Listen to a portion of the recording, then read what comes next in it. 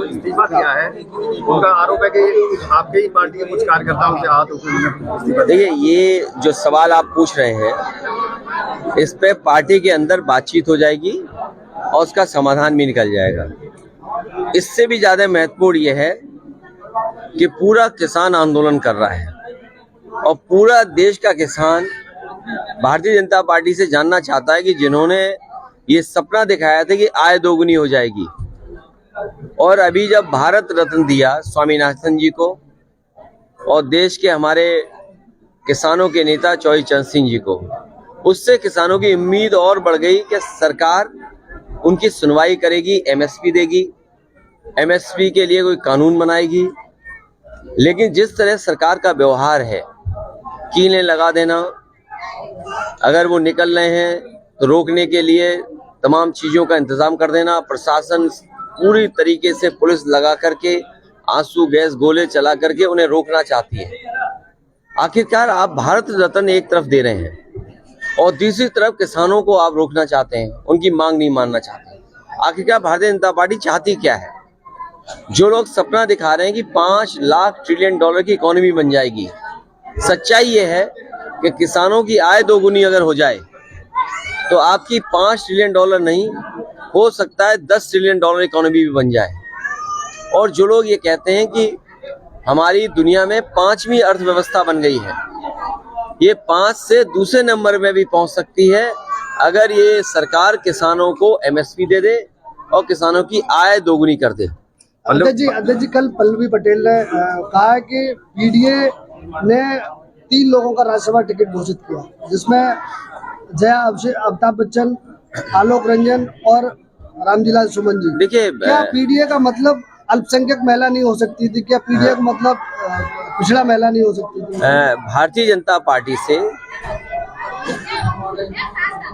और भारतीय जनता पार्टी के लोग पीडीए से घबराए हुए हैं। भारतीय जनता पार्टी के लोग पीडीए से घबराए हुए हैं। जहां तक हमारे सहयोगी दल की बात है, मैं उम्मीद करता हूं कि पीडीए की लड़ाई को वो मजबूत करेंगे। और जहां तक पार्टी के निर्णय का सवाल है, आने वाले समय में तमाम सीटें आ रही हैं। अभी तो एमएलसी आना है, फिर राज्यसभा आना है, फिर एमएलसी आना है।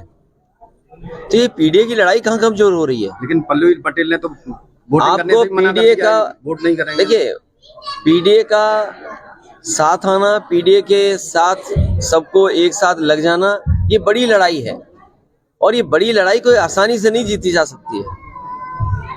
बड़ी लड़ाई में बहुत लोगों का साथ चाहिए होगा।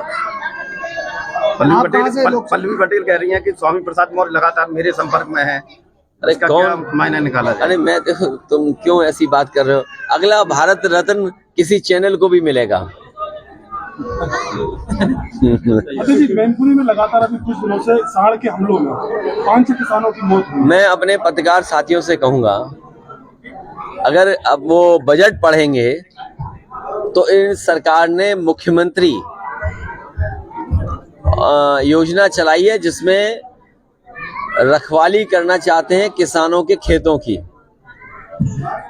मुख्यमंत्री खेत सुरक्षा योजना, अगर कोई इसको अनकोड करे, मुख्यमंत्री खेत सुरक्षा यही है कि सांडों से सुरक्षा करना, तो 50 करोड़ में सांड से कैसे सुरक्षा हो जाएगी? और फिर पूरे उत्तर प्रदेश में कोई दिन नहीं जाता है जिस दिन इन जानवरों की वजह से किसी की जान न जा रही हो। ये सवाल कई बार विधानसभा में उठाए, लेकिन सरकार इस समस्या का समाधान नहीं ढूंढ रही है। और तब नहीं ढूंढ रही जब देश के प्रधानमंत्री जी ने कहा था कि 15 दिन के अंदर छुट्टा जानवरों की समस्या का समाधान हो जाएगा। आप लोकसभा चुनाव कहाँ से लड़ने वाले हैं? आप कहाँ से लड़ने वाले हैं? बहुत जल्दी और सूची भी आ जाएगी आपके सामने। आजमगढ़ की चर्चा बड़ा जोरों पर। रायबरेली से सोनिया गांधी ने लड़ने से मना कर दिया है। तो ये पार्टी की उनकी अपना फैसला है, हमारी पार्टी का अपना फैसला होगा। कांग्रेस का एक मजबूत गढ़ माना जाता है रायबरेली और अमेठी, लेकिन अब नहीं, मजबूत गढ़ तो नहीं है। ये सही है कि वो उनकी ट्रेडिशनल सीट है और कांग्रेस की सीट ही मानी जाती है। समाजवादी पार्टी ने हमेशा उस सीट पर कांग्रेस का ही सहयोग किया है।